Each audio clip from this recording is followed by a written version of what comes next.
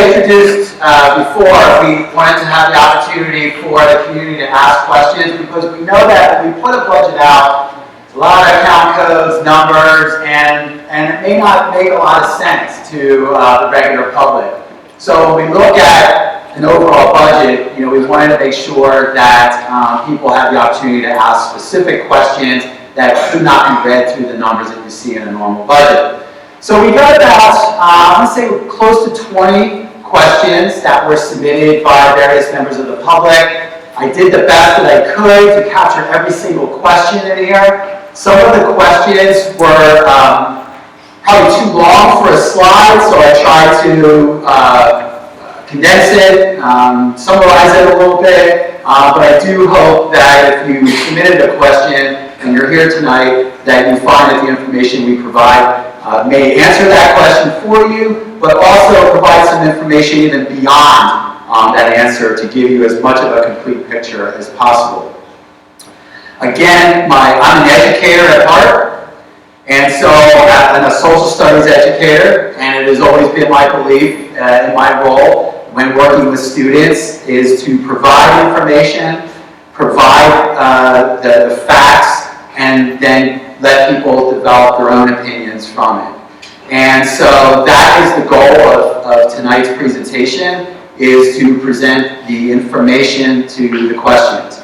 Some of the questions ask for my opinion on things. Specifically, one of the questions that I get asked every now and then is what my opinion is on property tax. And I think one of the things that I look at, I said, well, we have elected officials that are going to make that decision, and I'm never going to be asked to vote on it. So I can have an opinion one way, but that's my opinion in working with the elected official. My work, though, as superintendent, is to make sure that we have the resources that we need to make sure we're providing an excellent education for our students. So I'll show you the questions, go through a little bit of the information. At various times in the presentation, I will stop and see if there are questions out there. I know sometimes in a larger group, we may not always feel comfortable asking a question, but again, as we introduce, there will be an opportunity for you to submit questions after the presentation, or certainly to call or email me. I'm always willing to meet with members of the community to address their concerns. We know that when we put a submission out online, that we can get a lot of participation. And I know I'm a public official, and I understand the various emotions that can go into this conversation. But again, I want to stress that for tonight, I'm providing information. I would ask for a respectful conversation and civil discourse. And I know that I can count on this community to do that. So while this wasn't necessarily a question, I did understand very well the frustration and the emotions that people have in our community around this conversation.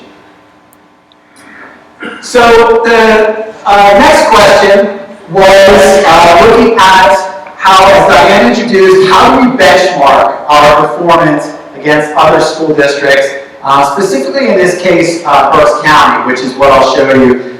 So while we want to go out and look at things across the state of Pennsylvania, I think for this conversation, we'll be using local school districts in which to show you what our financial performance has been. And then the second, and so this was a question that came out. The second part of that we'll address a little bit later, but we also received this question, and this had to do with the question, the larger question was understanding that the professional employee's contract comes due at the end of this year, and then the question was, could you explain where current teachers rank salary-wise relative to their county peers? So looking at benchmark, let's start here. And you'll see a number of these charts that will look this way. Rather than capturing all 18 school districts on one slide and trying to fit it all in, what I did was try to pull out what the top group was, and then where we were, and then the bottom group. There are 18 school districts in Berks County, and so if we look here, there's various data sources. Sometimes you'll see 14, 15, sometimes you'll see 15, 16, and sometimes you'll see 16, 17. So again, it's using the best available data source that we had, knowing how financial years fall in reports, that sort of thing. So when we take a look at strictly breaking down total size of budget divided by the number of students, so that includes instructional costs, operational costs.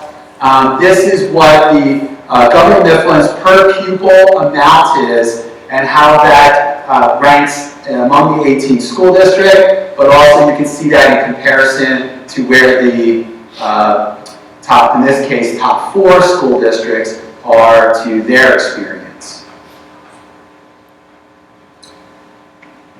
Also, as a comparison, this question comes up using where is our millage in comparison. This visual is not the best in terms of readability, so I apologize for that. This is an example of trying to fit 18 school districts on the screen, but I think they're in alphabetical order. But I think what's important to see is if you look at the dotted line, that is the average millage across Berks County school districts, and you will see we're just slightly below, real slight, but we're slightly below the average millage across Berks County school districts.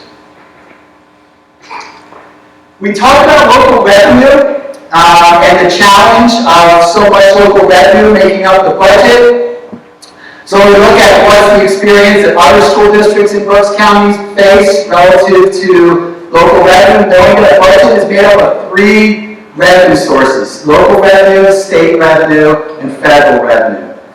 So in this case here, when you take a look at the top 5 school districts in regards to the amount of their budget that has to pull from local revenue, we come out at 5th out of the 18 school districts.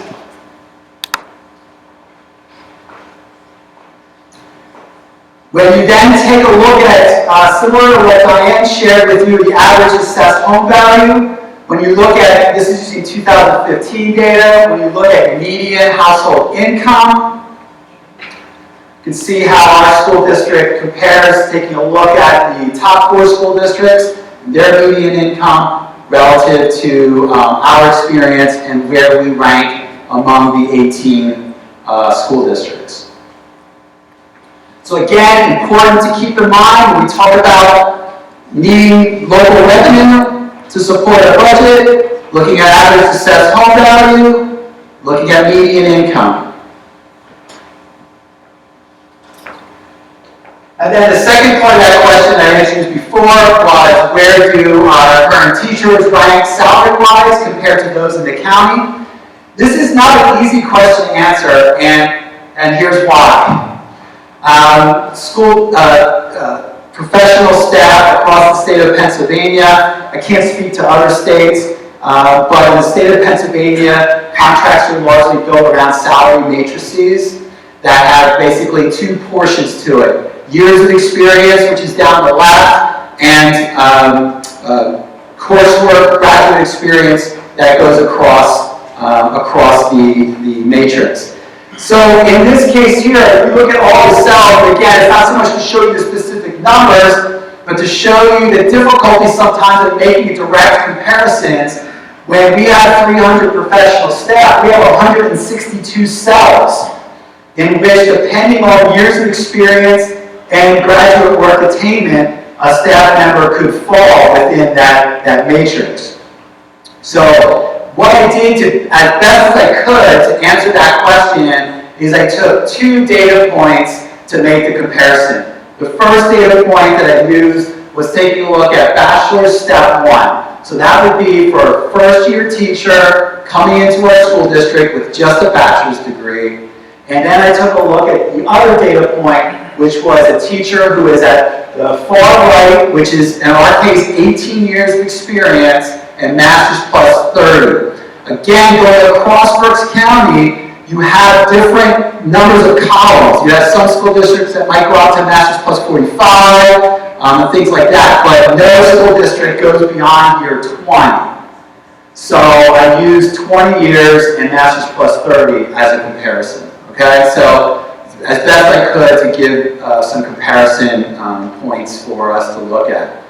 So, but before we dive into that, I do want to share here's what the salary experience has been over the last 3 years. Our GMEA is our professional staff contract, our Act 93 is our administrators, and our ASME is our support staff.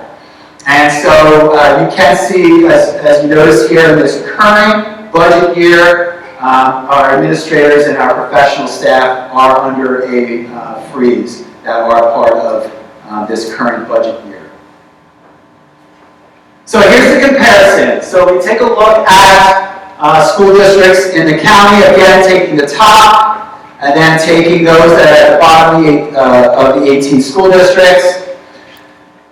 The other piece I should add in here too, why it makes it difficult to do direct dollar-to-dollar comparisons, is you have other aspects of contracts too. You have, when you talk about total comp plan, you also have varying degrees of benefits, varying degrees of healthcare contribution, that sort of thing, that do play into the total compensation package.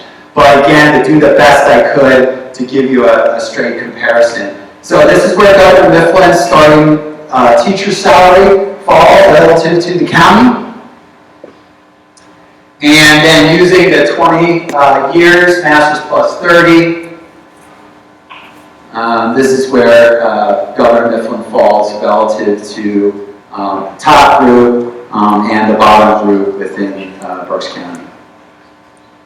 And again, not only varying degree of benefits in there, but also varying degree of longevity pieces and stuff that you might have in there. So just using the salary matrix from the various school districts pulls this comparison together. So going back to this conversation though, I showed you earlier about looking at local revenue. If you take a look at this language up here, Pennsylvania, for over 25 years, did not have a funding formula. We were one of only 3 states in the country that did not have a funding formula to determine what school districts received from the state of Pennsylvania. June 1st, 2016, a funding formula was put into effect, and by taking this funding formula, taking the existing basic education fund, and redistributing it based on the funding formula, there were 180 school districts out of 500 that were identified as being underfunded annually. This new funding formula takes into account these 4 things. 1, it takes into account 3 years average enrollment, so a 3-year rolling average, the oldest year being replaced by the newest year. The second item it takes into account is looking at student poverty. That's identified by students receiving free and reduced lunch program. Third item was looking at the number of students in the district that were English as a second language or English language learners. And lastly, was taking a look at the charter school enrollment that district was experiencing. Now, it's important to note this because, as I shared earlier, our enrollment has not had great fluctuations up and down, but what I'm going to show you is what has changed within that enrollment and why this formula is very important to the Governor Mifflin School District. So let's take a look. 2007, 2008. Taking a look at the number of our students that were identified as being in poverty as a result of the free and reduced lunch program. We can see, yes, we have about 100 less students, but look at what has changed within that enrollment. In the cyber charter school, I put different years in there because back in 07 and 08, cyber school was not as much of a phenomenon.